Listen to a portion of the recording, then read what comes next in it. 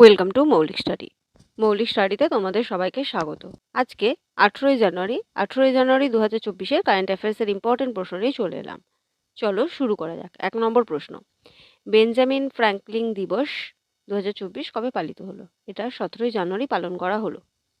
প্রতি বছর 17ই জানুয়ারি তার জন্মবার্ষিকী মার্কিন যুক্তরাষ্ট্রের অন্যতম গুরুত্বপূর্ণ প্রতিষ্ঠাতা পিতাকে সম্মান জানাতে বেঞ্জামিন ফ্র্যাঙ্কলিন দিবসটি পালন করা হয়। তিনি আমেরিকার সবচেয়ে খ্যাতিমান এবং উল্লেখযোগ্য ব্যক্তিদের একজন এবং তাকে স্বীকৃতি দেওয়ার জন্য এই দিবসটা পালিত হয়ে আসছে।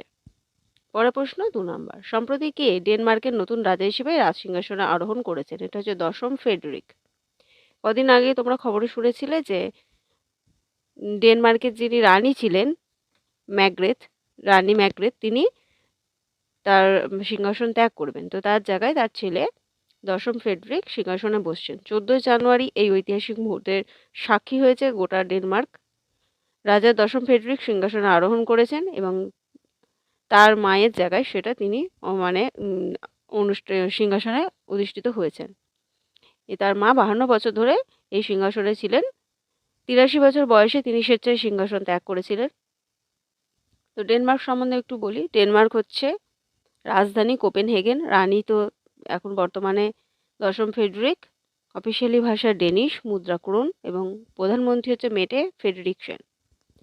পরের প্রশ্ন 3 নম্বর, সম্প্রতি কে তাইওয়ানের নতুন রাষ্ট্রপতি হয়েছেন? এটা হচ্ছে উইলিয়াম লাই চিংতে। তাইওয়ানের ভোটাররা ডেমোক্রেটিক প্রোগ্রেসিভ পার্টি এর সার্বভৌমত্ব পক্ষে থাকা পার্টি উইলিয়াম লাই চিংতেকে তাদের প্রেসিডেন্ট হিসেবে বেছে নিয়েছেন, যা চীন এবং তাইওয়ানের কূটনৈতিক সম্পর্ককে আরও বৃদ্ধি করার কথা আসছে। তিনি বর্তমানে ভাইস প্রেসিডেন্ট ও তার রক্ষণশীল প্রতিদ্বন্দ্বী কুমিংতাংয়ের হাউ ইউকে 9 লক্ষ ভোটের ব্যবধানে পরাজিত করে এই তৃতীয় মেয়াদে তিনি জয়লাভ করেছেন। তাইওয়ান আনুষ্ঠানিকভাবে চীন প্রজাতন্ত্র এবং পূর্ব এশিয়ার একটি দেশ। রাজধানী তাইপেই শহর। মুদ্রা নতুন তাইওয়ান ডলার। পরের প্রশ্ন 4 নম্বর, সম্প্রতি কে ডিরেক্টর জেনারেল নেভাল অপারেশনের প্রধান হলেন? ডিজিএনও তিনি হচ্ছেন vice admiral AN Pramod. Vice admiral AN Pramod 15ই জানুয়ারি 2024-এ ডিরেক্টর জেনারেল নেভাল অপারেশন এর মুখ্য ভূমিকা গ্রহণ করলেন। গোয়ার নেভাল একাডেমিতে 38তম ইন্টিগ্রেটেড ক্যাডেট কোর্সের তিনি একজন বিশিষ্ট প্রাক্তন ছাত্র। ভাইস অ্যাডমিরাল প্রমোদ ভারতে কমিশন লাভ করেছেন এবং 1990 সালে নৌবাহিনী তিনি যুক্ত হয়েছিলেন। ভাইস অ্যাডমিরাল একটি ক্যাট এস-সি কিং এর অপারেশনের অফিসার এবং কমিউনিকেশন অ্যান্ড টেলিটনিক্স ওয়ারফেয়ার বিশেষজ্ঞ ব্যাকগ্রাউন্ড তার আছে।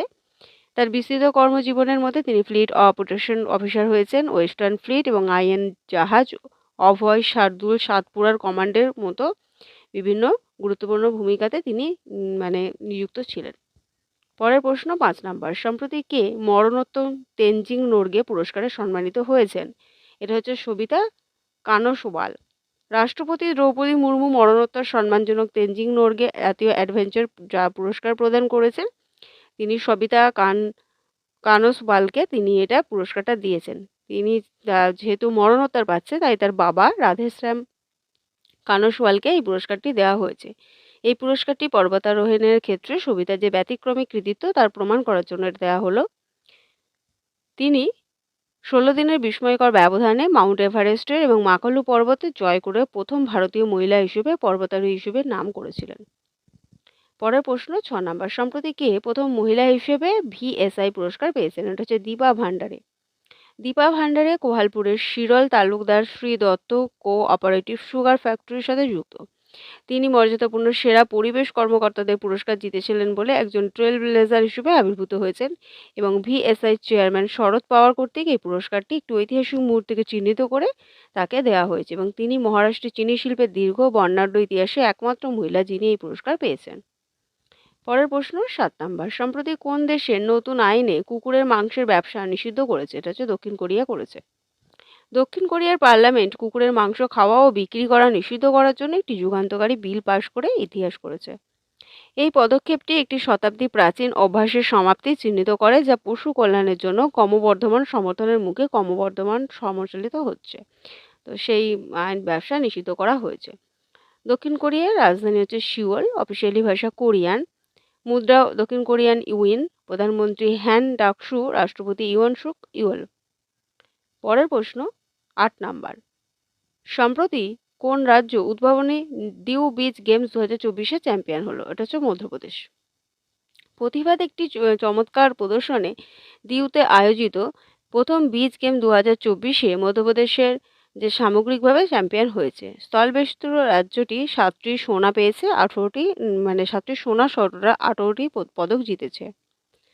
এবং এটা হচ্ছে অনুষ্ঠানটি 4 থেকে 11 জানুয়ারি অবধি হয়েছে। এখানে 28টা রাজ্য এবং কেন্দ্রশাসিত অঞ্চলের 1404 জন তরুণ ক্রীড়াবিদ এখানে অংশ নিয়েছে। মহারাষ্ট্র 3টে সোনাসহ টোটাল 14টি পদক পেয়েছে এবং তামিলনাড়ু, উত্তরাখণ্ড এবং আয়োজক দাদরা ও নগর হাভেলি এবং দিউ প্রতিটাই হচ্ছে 12টা করে টোটাল পদক জিতেছে। মধ্যপ্রদেশ রাজধানী হচ্ছে ভোপাল, মুখ্যমন্ত্রী ডক্টর মোহন যাদব, রাজ্যপাল মঙ্গুভাই ছাগনভাই প্যাটেল। ন্যাশনাল পার্ক হচ্ছে Bandhavgarh national park, Kanha national park, Madhav national park, Mandla national park, Vanvihar national park, Panna national park, Pench national park, Sanjay national park আর সাতপুরা ন্যাশনাল পার্ক।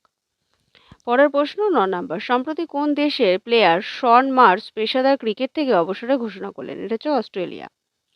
আন্তর্জাতিক ও ঘরোয়া ক্রিকেটের স্বনামধন্য নাম যে অস্ট্রেলিয়ার শন মার্শ, তিনি সব ধরনের খেলা থেকে অবসরের ঘোষণা করেছেন। তার কর্মজীবনে তিনি বিস্তৃত ওভারভিউ প্রদর্শন করে এবং গেমটিতে তার প্রভাব রয়েছে, সেই খেলা থেকে তিনি ছেড়ে যাচ্ছেন। তার বিভিন্ন যে উল্লেখযোগ্য খেলা, তার মধ্যে হচ্ছে বিভিন্ন অর্জন অবদান দ্বারা চিহ্নিত অস্ট্রেলিয়ার তিনি ক্রিকেটার, তিনি তার খেলা থেকে সম্প্রতি অবসর নেবেন এই ঘোষণা করেছেন। পরের প্রশ্ন এবং লাস্ট প্রশ্ন 10 নাম্বার। সম্প্রতি আন্তর্জাতিক ক্রিকেট কাউন্সিল আইসিসি 2023 সালের ডিসেম্বর মাসের ICC player of the month কাকে ঘোষণা করেছে? এটা হচ্ছে প্যাট কামিন্স এবং দীপ্তি শর্মা শাইন। পুরুষ ক্ষেত্রে প্যাট কামিন্স এবং দীপ্তি শর্মা শাইন হচ্ছে মহিলা। ক্রিকেট বিশ্ব 2023 সালের ডিসেম্বরে অসামান্য পারফরমেন্সের সাক্ষী হয়েছিল এবং আন্তর্জাতিক ক্রিকেট কাউন্সিল অস্ট্রেলিয়ার প্যাট কামিন্স তিনি ভারতের দীপ্তি শর্মাকে এর স্বীকৃতি দিয়েছে। তোমরা এই নামটা অবশ্যই শুনেছো, কারণ তিনি অস্ট্রেলিয়ার অধিনায়ক। তাকে এই বছরের ডিসেম্বর মাসে প্লেয়ার অব দ্য মান্থ পুরস্কার দেওয়া হচ্ছে এবং মহিলাদের ক্ষেত্রে দীপ্তি শর্মা শাইন এই পুরস্কারটি জিতছেন। আইসিসি ইন্টারন্যাশনাল ক্রিকেট কাউন্সিল 1909 সালে প্রতিষ্ঠা হয়েছিল। তখন এর নাম ছিল ইম্পেরিয়াল ক্রিকেট কনফারেন্স। সদর দপ্তর দুবাই, সংযুক্ত আরব আমিরাত। চেয়ারম্যান গ্রেগ বার্কলে এবং সিইও হচ্ছে জিওফ আর্ডেলিশ। তো এই ছিল আজকে সমস্ত ডিটেলস। ভিডিওটা ভালো লাগলে লাইক করো, বন্ধুদের সাথে শেয়ার করো এবং চ্যানেলে নতুন হলে অবশ্যই চ্যানেলটি সাবস্ক্রাইব করো। আজকে এতটুকুই।